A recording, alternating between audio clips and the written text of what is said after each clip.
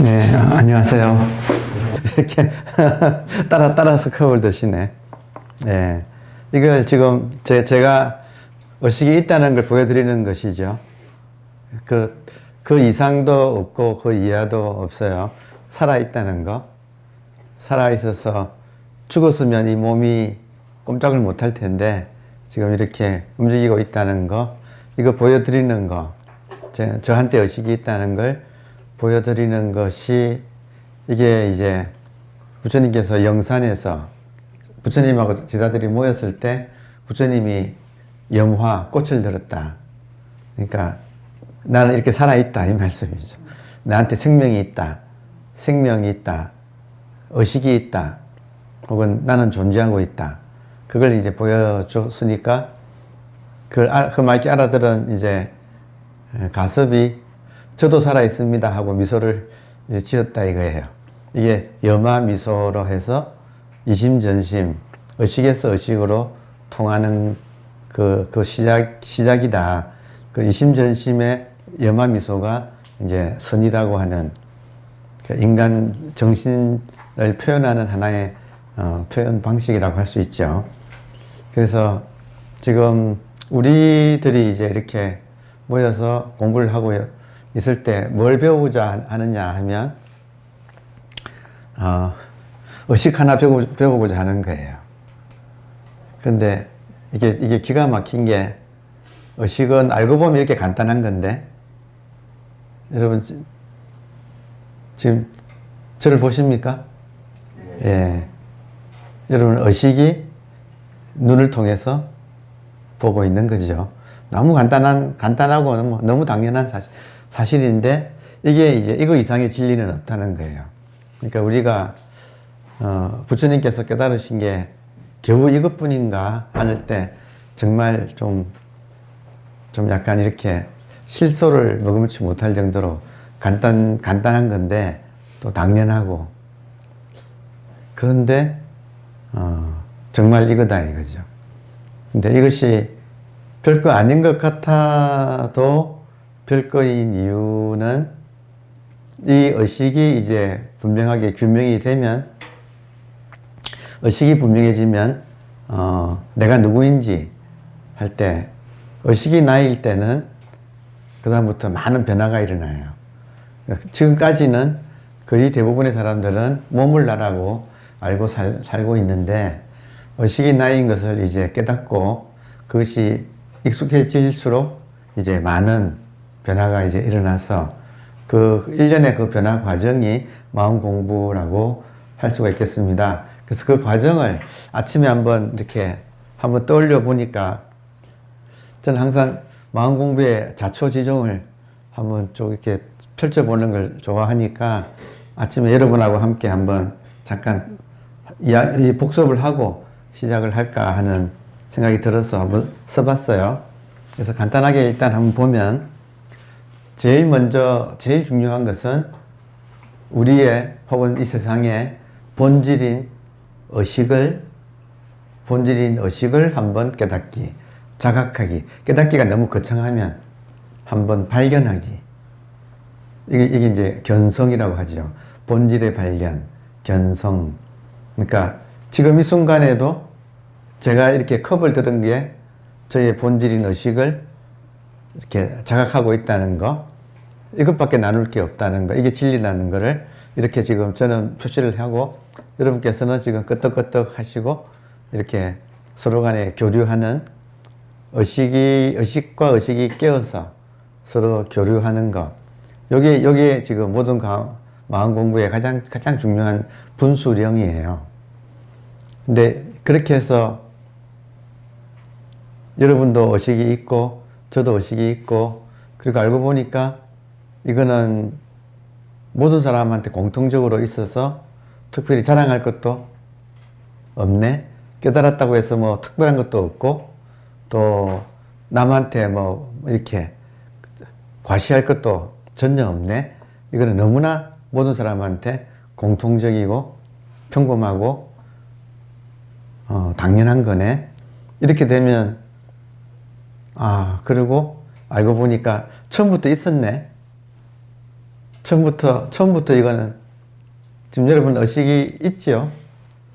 그래서 이걸 심각하게 받아들이시면 안 돼요.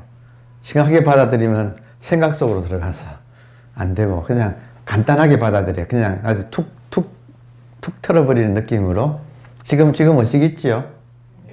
예. 그러니까 그것이 내한테 의식이 있구나. 이게 지금 모든 것이 다다. 본질이 의식이구나. 근데 이 의식은 크지요? 몸 안에만 있지 않죠? 큰데 어느 정도 크냐면 의식이 없는 곳이 있나요? 의식이 꽉 차 있죠? 텅 빈 충만이라고 법정 스님 책 제목이네.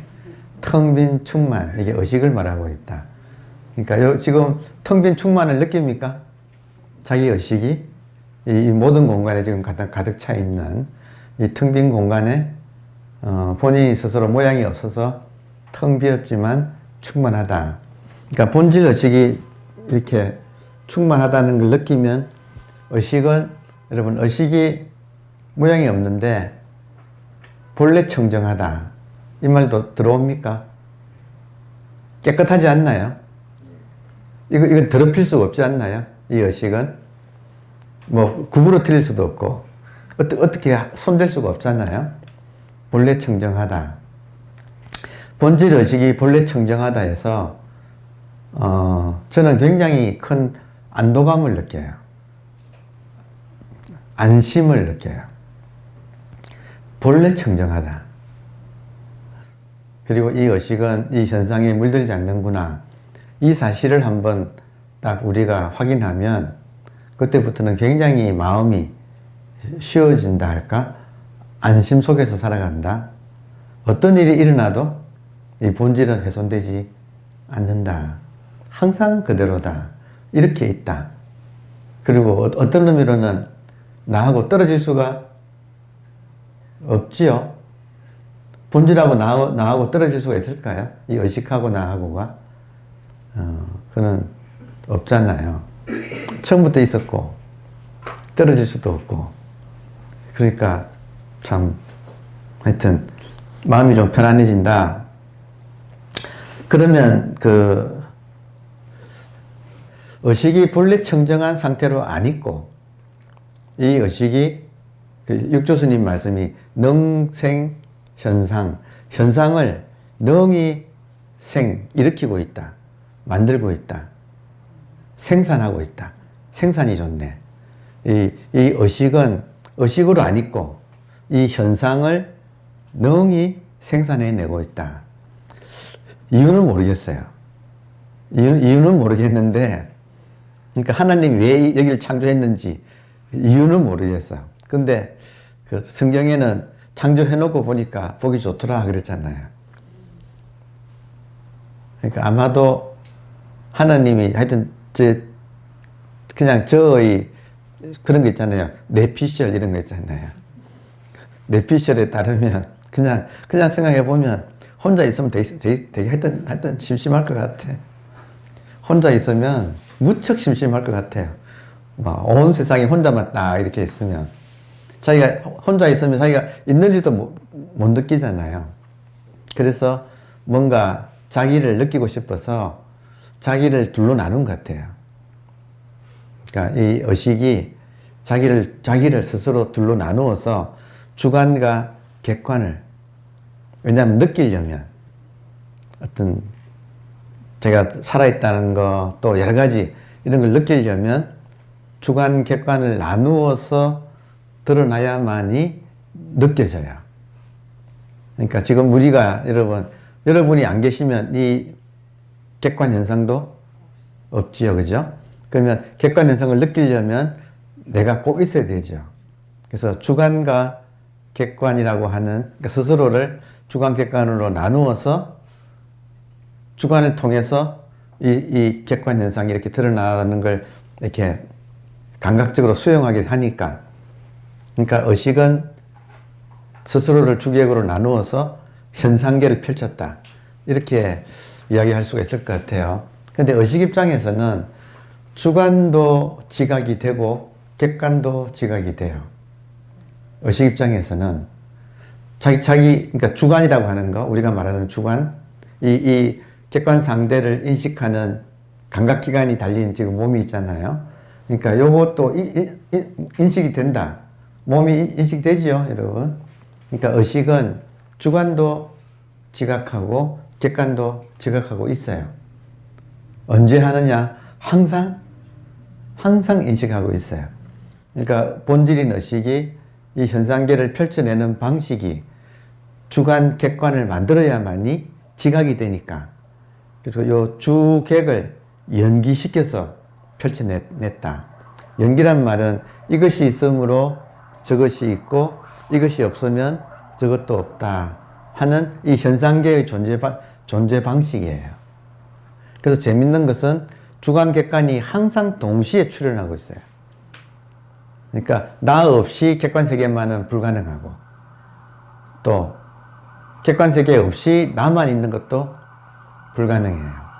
항상 동시에 출현하고 있다. 서로 연기하고 있다.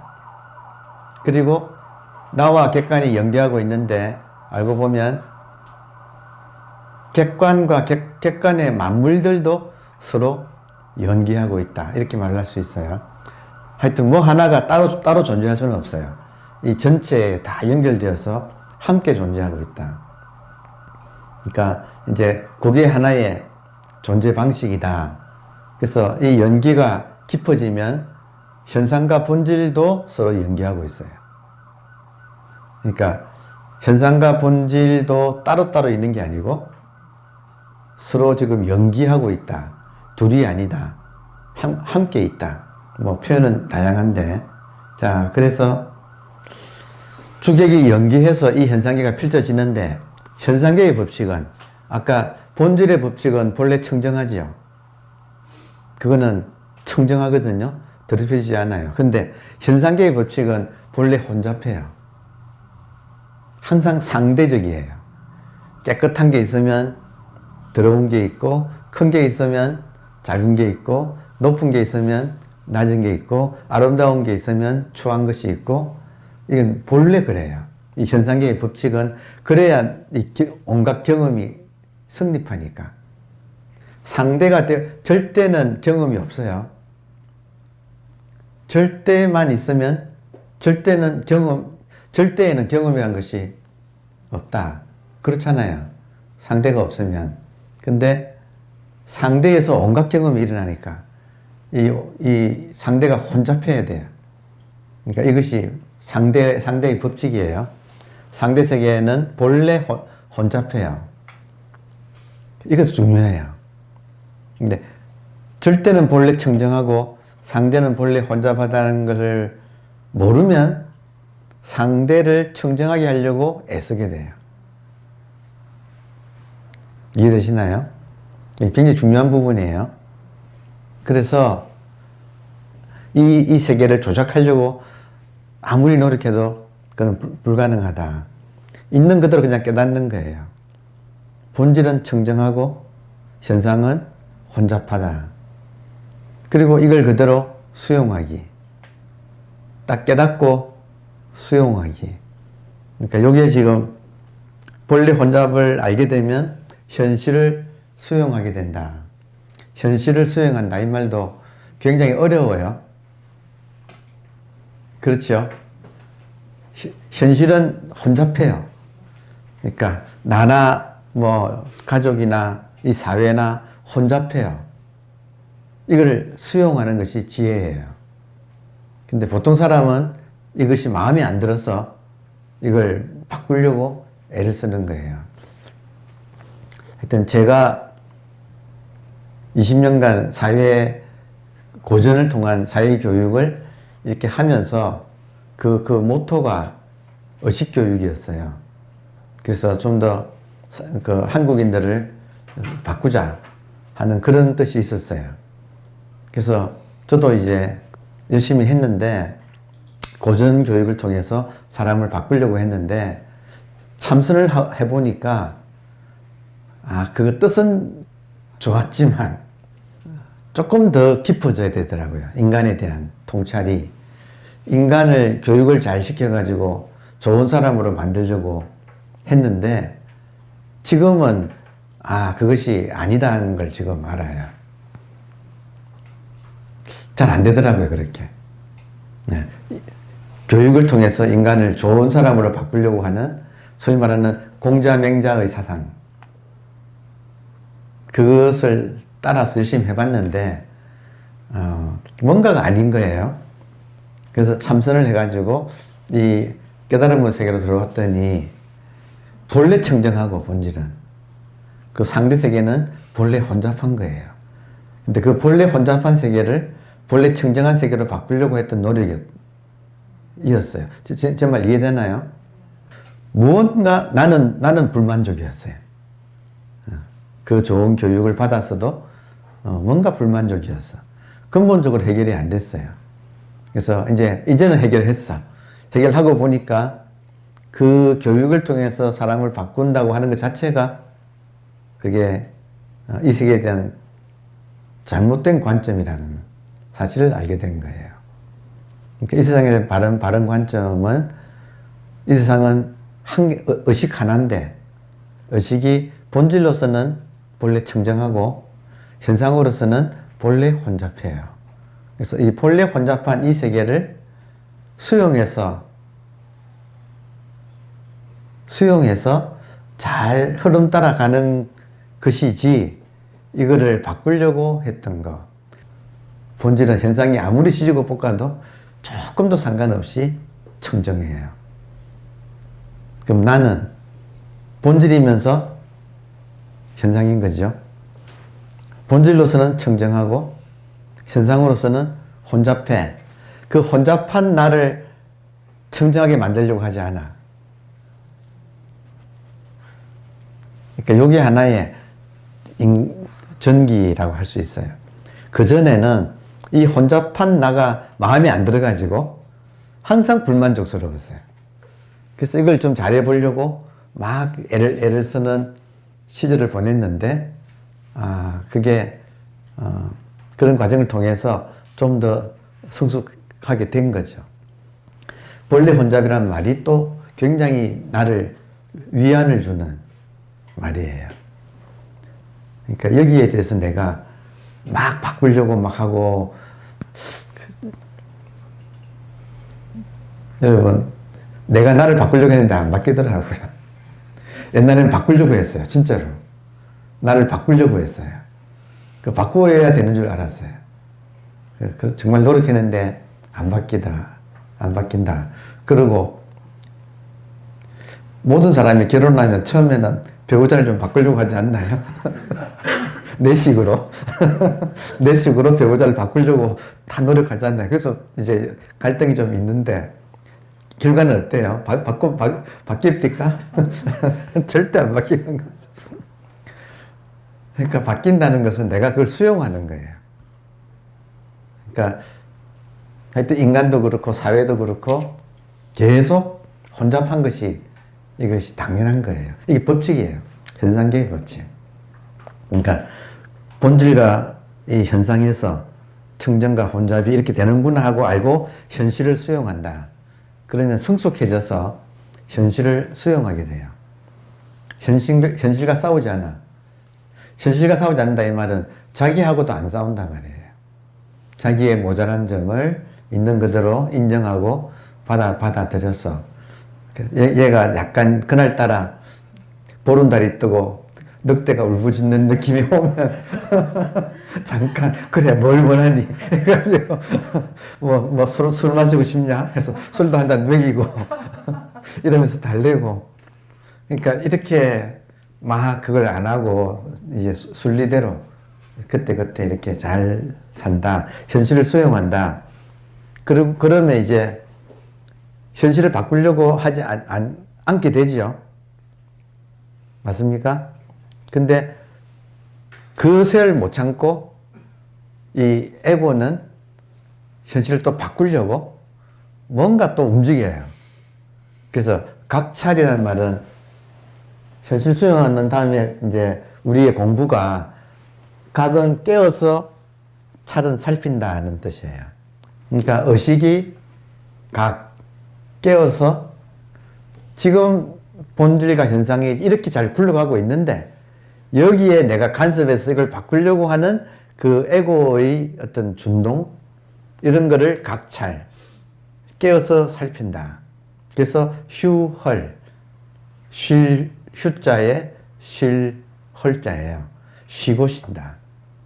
그러니까 이 의식이 깨어나고 이런 이치를 안 다음에는 기존의 에고가 여전히 뭔가를 하려고 자꾸 이렇게 세간적인 욕심도 부리고 출세간적인 욕심도 부리고 뭔가를 자꾸 이대로 있어서는 안 돼. 뭔가를 해야 돼. 하고 자꾸 이상에 속는다고 할 수 있어요. 그러니까 그 이상에 속는 것을 각찰, 깨어서 살펴서 쉰다. 뭔가 하려고 하는, 조작하려고 하는 그것을 쉰다. 그러니까 각찰하고 휴허를 하면 저절로 이제 에고는 힘이 빠져요. 그러니까 이거를 이제 그 생각을 항복기심, 그 생각하는 마음을 항복받는다 이렇게 표현을 하죠. 그래서 이렇게 쉬워진다. 그리고 각찰 휴허를 하고 상견 기상 이 말도 육조 해능 스님의 말이에요. 이 말도 참 좋은 말이에요. 항상 본다. 각찰하고 쉬면서 항상 뭘 보느냐? 상견, 항상 본다. 자기의 상을 본다. 항상, 그러니까 마음 공부는 이런 원리를 한번 안 닿으면은 자기 상을 보는 거. 상, 언제나 본다. 자기의 이 상을. 나의 허물, 나의 지나침, 나의 상. 오늘은 이제 나의 상에 대해서 공부를 좀 할 거예요.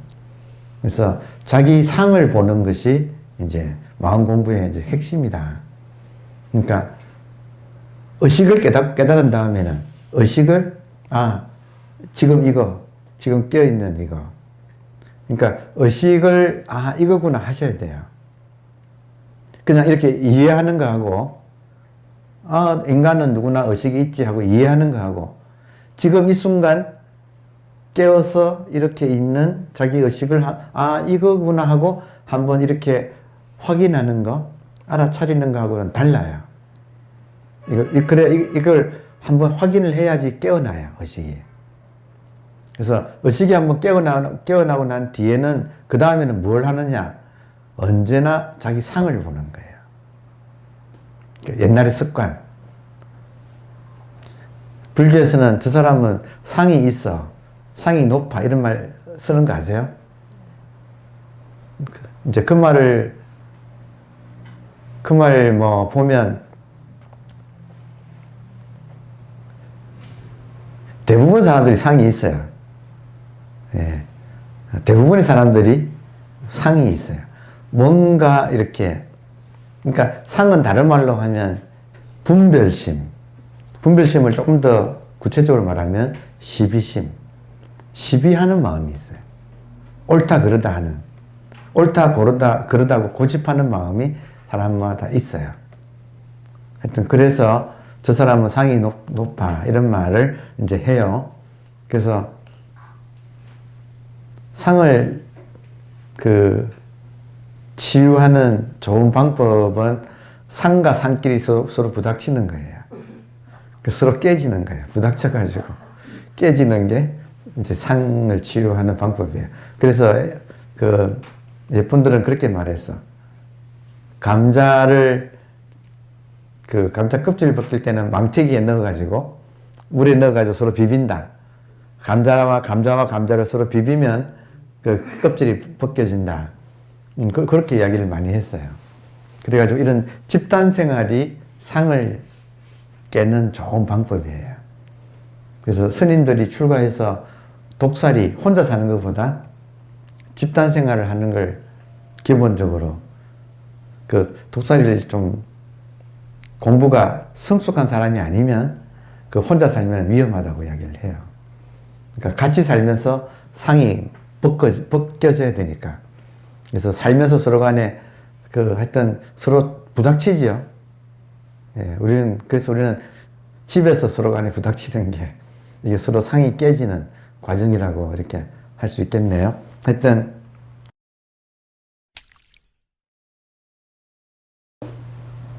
제가 여러분께 가끔 그런 말 드리거든요. 입만 열면 자기 상이 나온다. 이 말 가끔 드리잖아요. 그러니까 단체 생활에서는 자기 주장을 하게 되는, 입만 열면 자기 주장이 나오고, 그 주장이 시비심이에요. 이게 옳다는 거예요. 예. 그래서 하여튼 입만 열면 상이 나온다. 요거 하나만 딱 공부로 삼으면 그 다음에는 아주 그 상이 자꾸 봐지는 거죠. 의식의 빛에 의해서 상이라고 하는 어둠이 계속 봐져가지고 어둠이 사라지고 밝아지는. 자, 그래서 각찰휴월하고 상견기과, 요게 소위 말하는 깨달은 다음에 보림 수행법이라는 거죠. 각찰휴월하고 상견기과, 기상, 자기의 상을 본다. 자, 그러면 결국에는 이렇게 충분히 이렇게 의식은 깨어나고 그 기존의 시비심은 이제 많이 쉬어져서 이 세계의 모습이 드러날 때 결국 이 세계는 뭔가, 결론적으로는 체는 본질이죠. 용은 작용이란 말이 현상이죠. 본질과 현상, 체용이 불이구나. 체용이 둘이 아니구나. 이 모든 것이 이 한계 의식의 나타남이구나. 그러니까 이 세상은 한계 의식의 나타남이구나. 그럼 이것이 한계 의식이 나타나는 데 있어서 지금은 이 개체를 통해서 이 작용이 지금 이루어지고 있어서 개체도 좀 소중한 거죠. 근데 개체 하나가 없어졌다고 해서 이 수많은 개체를 통해서 체용불이가 일어나고 있는 것이 개체 하나가 사라졌다고 해서 이 작용이 멈추지는 않겠죠, 당연히. 그러니까 이 몸 하나가 떠나는 거는 몸한테는 죽음이지만 이 의식의 입장에서는 이것은 죽음이 아니고 그냥 옷 바꿔 입는 물갈이 정도, 그 정도구나 하고 이제 크게 보고 자기 죽음까지도 받아들이게 되는 거죠. 그래서 그 삼처 전심이, 선이 시작할 때 삼처, 세 곳에서 전심, 마음을 전했다는 말이 있어요.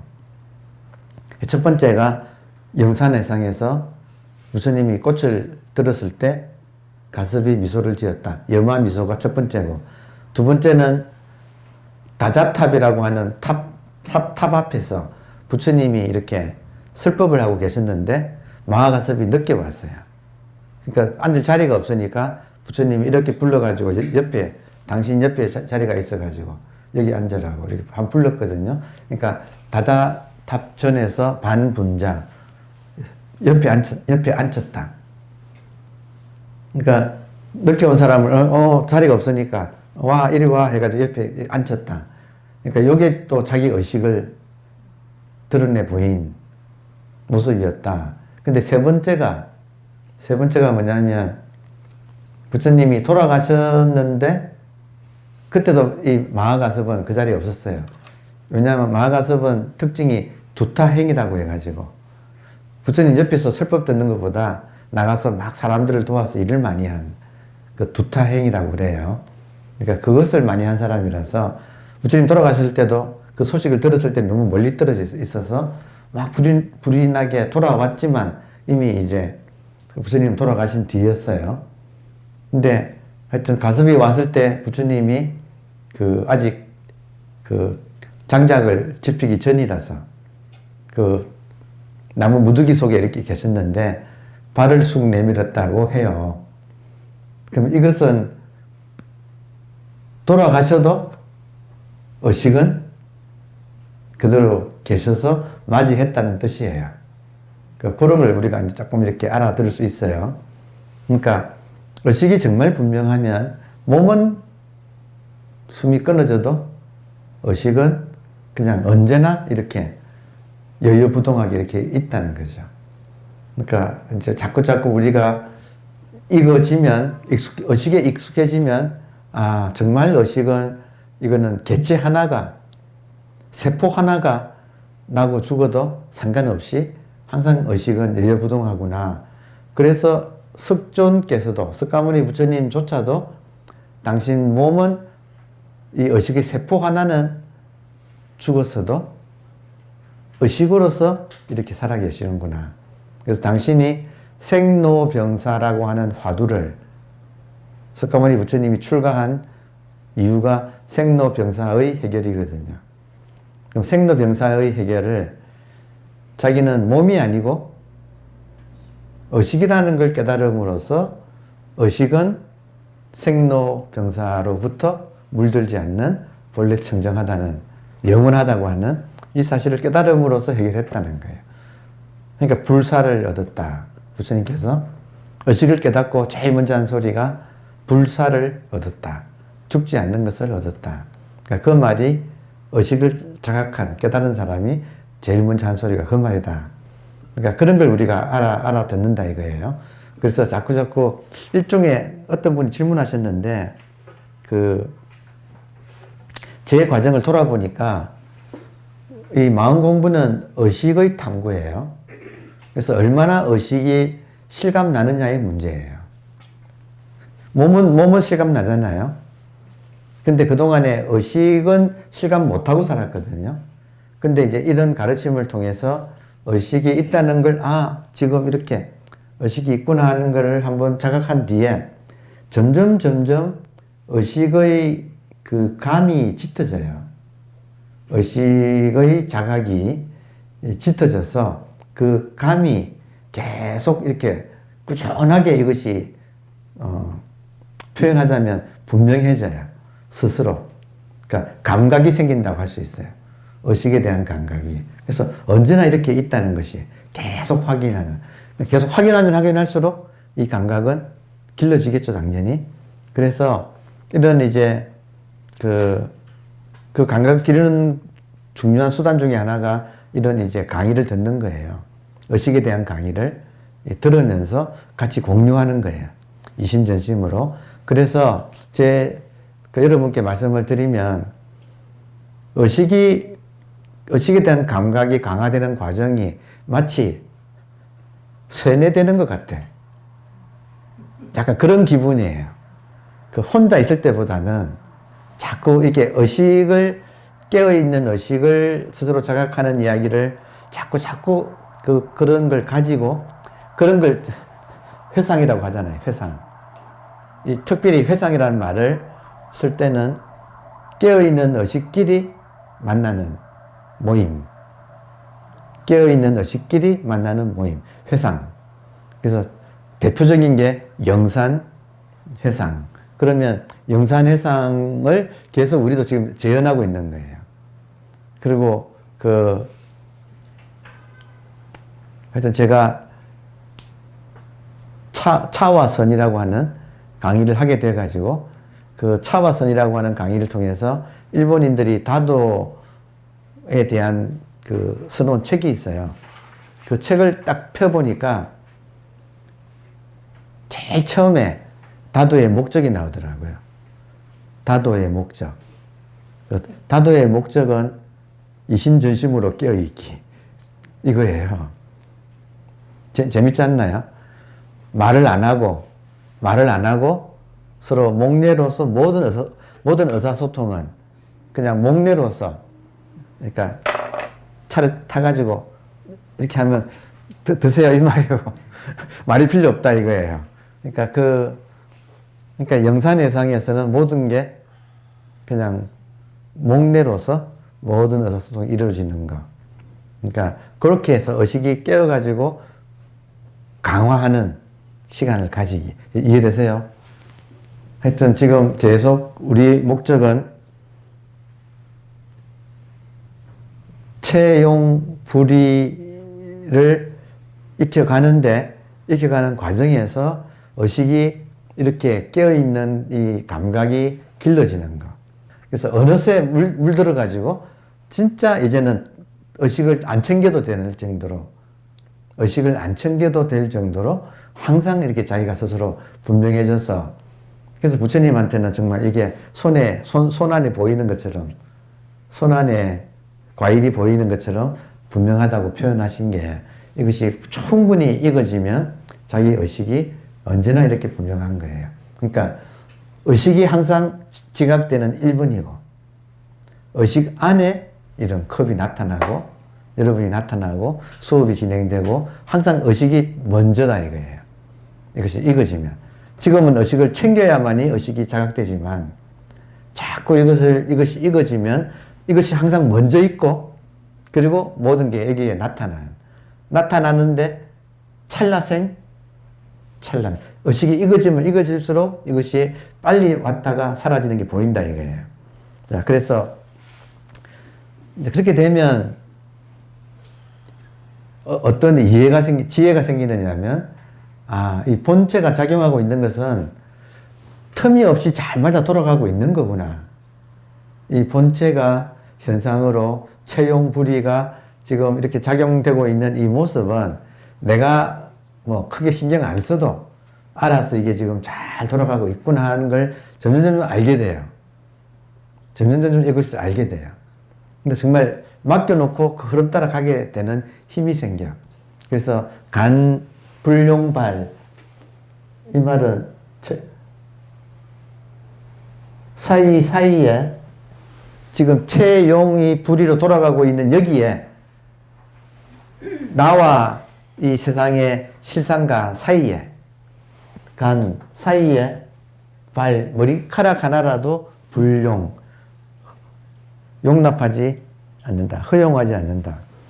세상이, 본질과 현상이 돌아가고 있는데 여기에 나와 이 실상과의 사이에 내가 어떻게 조작하려고 하는, 머리카락 하나라도 어떤 조작하려고 하는 그 마음을 내지 않게 되는, 그래서 완전히 하나가 되는, 그래서 간불용발, 간발의 차이가 있다 그러잖아요. 간발, 머리카락 하나의 차이도 허용하지 않는다.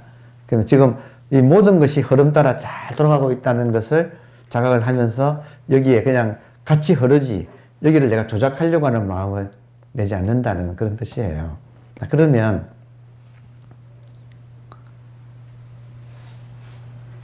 이렇게 무언가를 조작하려고 하는 마음을 내지 않고 있으면, 특히 여러분 보세요. 특히 우리는 지금 마음 공부하고 있는 중이잖아요. 중요한 부분이에요. 중요한 부분이에요. 잘 들어보세요. 우리 지금 마음 공부하고 있는 중이잖아요. 그러면 마음 공부하는 사람들은 어떤 심정이냐면, 내가 마음 공부를 해야 한다고. 이해되세요? 나는 이대로 있으면 안 돼. 마음 공부를 해야 돼. 하는 그 심정이 있어요. 그 이해되세요? 여러분 안 그래요? 그렇죠. 자, 그래서 어떤 자각이 있느냐면, 이런 걸 이해하게 되면 내가 뭔가 이대로 있으면 안 돼. 허전해. 뭔가를 해야 돼. 마음 공부를 특히 해야 돼 하는 그 마음이 오히려 이 체용불의의 흐름을 내가 거스르고 부닥치고 싸우고 있다는 사실을 자각하게 돼요. 그러니까 이 정말 중요한 부분은, 간불용발, 이 말은 특히 무엇을 허용하지 않느냐면, 머리카락 하나라도 내가 체용불이면서 이걸 배우려고 하고 뭘 닦으려고 하고 하는 그 의도 자체가 자각이 되어서 이거 안 한다는 거예요. 우리한테 구체적인 의미는 내가 무언가를 해야 돼 하는 그 마음이 바로 나를 등지게 만들다고, 이 체용불이라고 하는 이 진실을 오히려 내가 등지게 한다는 그 사실을 자각한다는 거예요. 좀 말이 어렵네. 제가 말하면서 조금 어렵다는 걸 느껴요. 근데 여러분께서는 이해해 주시길 바라요. 근데 이걸 이해하는 것이 시간이 걸릴 거예요. 우리들은 하고잡이에요. 우리 손녀를 1살 반부터 유치원 보냈던 것 같아. 지금 돌아보니까.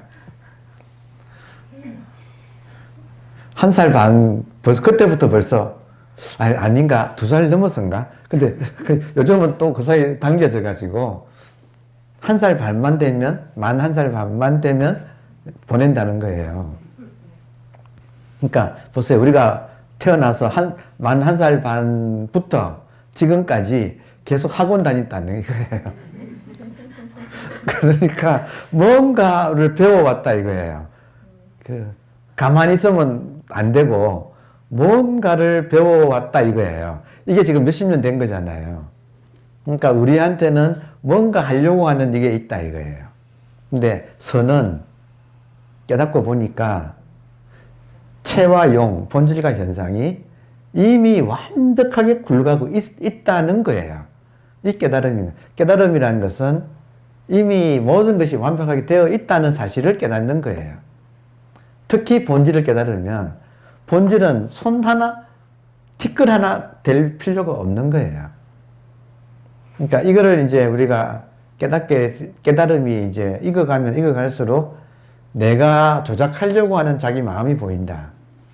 뭔가 조작하려고 하고 뭔가를 하고자비 해서 가만히 있지 못하고 막 뭘 하려고 하는 그게 보인다 이거예요. 그러니까 그거를 자각해서 내려놓는 거, 허용하지 않는 거. 나중에는 머리카락 하나라도 허용하지 않는가.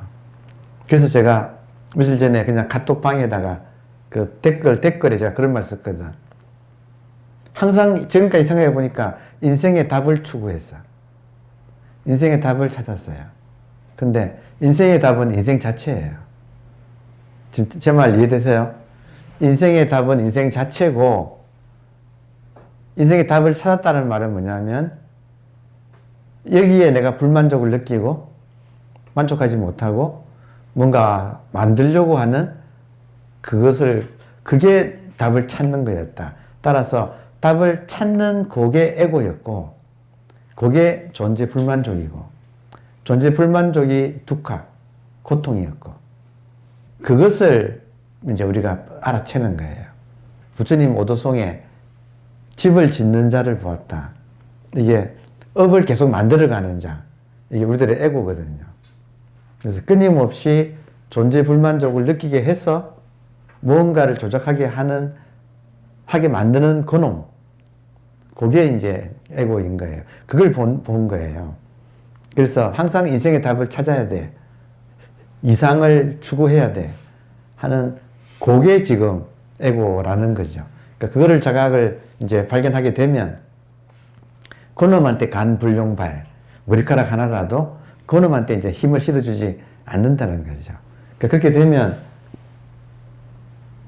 간 불룡발 해서 여여부동 움직이지 않게 된다. 움직이지 않게 되면 무위, 자연.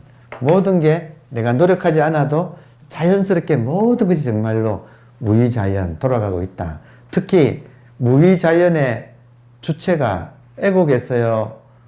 본질이겠어요? 본질이겠죠.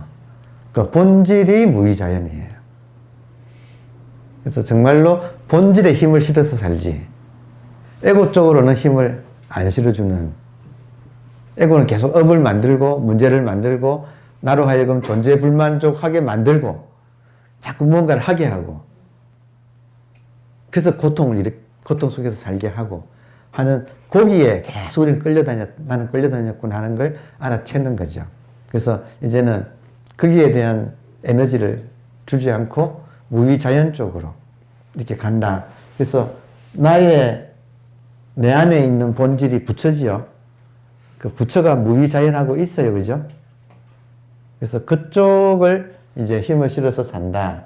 그러면 수류, 물은 흐르고 꽃이 핀다. 이때 하여튼 수는 물수자는 신방변하고 같아요. 한자에서. 그래서 신방변은 이거거든요. 이걸 줄이면 이거거든요. 그러니까 이거나 숫자가 다 같은 말이다. 그래서 수류, 마음이 살아있으니까 무위자연인데 마음이 어느 한 군데 가서 집착하지 않아요. 이렇게 붙질 않아요. 마음이. 그래서 항상 마음은 열려가지고 자유롭게 열려있는 상태. 그러니까 여기서 전광석화가 일어나요. 마음이 나는 어떻게 해야 돼? 나는 뭘 해야 돼? 하면 마음이 굳어요. 그러니까 그 유교에서 나는 착하게 살아야 돼. 나는 양심에 따라야 돼. 하면 거기에 마음이 굳어버려요. 그것조차도 다 놓는다 이거예요. 수류, 항상 마음이 흐른다. 요게 우리 공부의 지금 끝이에요. 우리 공부의 끝은 수류. 내 마음을 어디에도 고정시키지 않는다는 거예요. 특히 수류를 가장 저 수류를 잘 이해하는 사람들은 검객들이었어요. 왜냐하면 딱 칼이 1대1로 딱 칼이 붙었을 때 성부는 마음이 뺏기느냐 안 뺏기느냐에 달려있다 이거예요. 그러면 마음이 어디에도 놓여있지 않아야 전광석화처럼 본능적으로 움직임이 나오는데 내가 어떻게 해야지 하면 어떻게 해야지 하는 의도 때문에 마음이 굳어버린다. 뺏겨서 굳는다. 그러면 스피드가 나지 않는다. 이해되세요? 두 사람이 똑같은 자세로 쳐요. 칼을 가지고 두 사람이 똑같은 자세로 쳐. 근데 한 사람은 죽고 한 사람은 살아. 차이는 스피드예요. 스피드는 어디서 나오느냐? 마음이 매여 있느냐, 매여 있지 않느냐에서 나와요. 그러니까 그 모든 운동이 똑같지만 페인팅을 해서 상대방의 마음을 속인 다음에 탁 공격에 들어가는, 이해되세요? 페인팅이라는 게 있어요. 모든 스포츠, 상대적으로 하는 스포츠에는. 그러니까 그 페인팅을 통해서 상대방을 속여서 마음을 굳게 만들고 자기는 싹 빠져나가는. 그러니까 그 스피드가 우리 인생에서도 마찬가지라는 거죠. 이 지혜가 어디서 나오느냐? 지혜는 수류, 마음이 흐르는 데서 나온다. 마음이 마음대로 흘러가면 하는 일마다 꽃이 피는 거예요. 그 사람이 어디에도 매이지 않고 무심하게 텅 빈 상태로 딱 깨어가지고 일을 대하면, 무위자연이란 말이 안 한다는 게 아니라 부처의 경지라는 거예요. 부처의 경지. 그러면 화계, 하는 것마다 꽃이 핀다. 독일 사람이 쓴 활쏘기의 선이라고 하는 책이 있거든요. 그래서 이 선을 배울 때, 서양 사람이 선을 배울 때 다리가 좌선이 안 되니까, 독일 사람이 좌선이 안 되니까 아예 당신은 앉지 말고 이 궁도를 가지고 선을 배워라. 그래서 이 사람이 이제 그렇게 그 궁도를 가지고 선을 배운 거예요. 근데 그게 어떤 대목이 나오냐면, 그 책을 가지고 제가 질문하더라고요. 어떤 대목이 나오냐면, 하도 실전은 안 가르치고 기본 폼만 가르치니까 너무나 이게 지겨워서 이게 맞는가 싶어가지고 그 스승한테 한번, 이 독일 사람이 그 일본인 스승한테 이렇게 대들었다는 거예요. 언제까지 이렇게 폼만 가르칠 겁니까? 이게 실제로 해야지. 그러니까 그 사람이 그러면 밤에 와라. 밤에 오라고 해서 이 일본인 스승이, 그러니까 폼만 가르친다 이 말은 뭐냐면, 활을 가지고 가마떼기를 걸어놓고 활을 가지고 거기만 쏘는 거예요. 근데 이제 실전에 관역을 넣고 쏘는 걸 하고 싶다 이거야. 근데 스승의 말은 너가 폼이 익어야지 그게 되지. 지금 아무리 해봤자 아무 소용없다. 그래서 폼을 먼저 가르치는 것이다. 그래서 내 말을 못 믿으니까 밤에 와라. 해가지고 그 독일 사람이 밤에 왔을 때 스승이 200m, 그 관역이 200m 밖이래요. 굉장히 멀지 않나요? 까마득하지 않을까요? 그래서 200m 가서 관역을 확인하고 오라고. 그래서 확인하고 와가지고 이 스승이 밤에 그 관역을 딱 해가지고 쏜 거예요. 첫 번째 그러니까 가서 딱 소리가 나니까 가서 확인하라 그래요. 가서 보니까 한가운데, 관역의 딱 한가운데, 요즘 같으면 10점 있잖아요. 거기에 딱 맞은 거예요. 그러니까 감탄하면서 와서, 안 보이는데, 밤에 이렇게 쏘니까. 그래서 두 번째 화살을 쏘았어요. 그리고 이 독일 사람이 가서 기겁했다는 거예요. 그 화살 맞은 거기 또 화살을 두 번째 화살이 뚫었더라는 거예요. 그래서 하여튼 그거 이해가 안 된대요. 저한테 질문을. 그게 이해가 안 된다고. 그러니까 한 분이 저한테 그 대목이 이해가 안 됩니다. 인간이 어떻게 그렇게 두 발을 연속해서 같은 자리에 설 수 있습니까? 라고 질문을 한 거예요. 근데 요즘 보면 뭐 올림픽에 보면 우리 그 골드를 또 뭐라 그러나 가운데 그거 렌즈 있잖아요. 렌즈 게임 먹는 일이 잦다면서요. 한국의 여자 공사들이 쏘면 그 10점 한가운데 렌즈가 있어서 그 날라온 화살을 촬영하는데 그 렌즈를 깨 먹는데요. 하도 잘 쏘니까.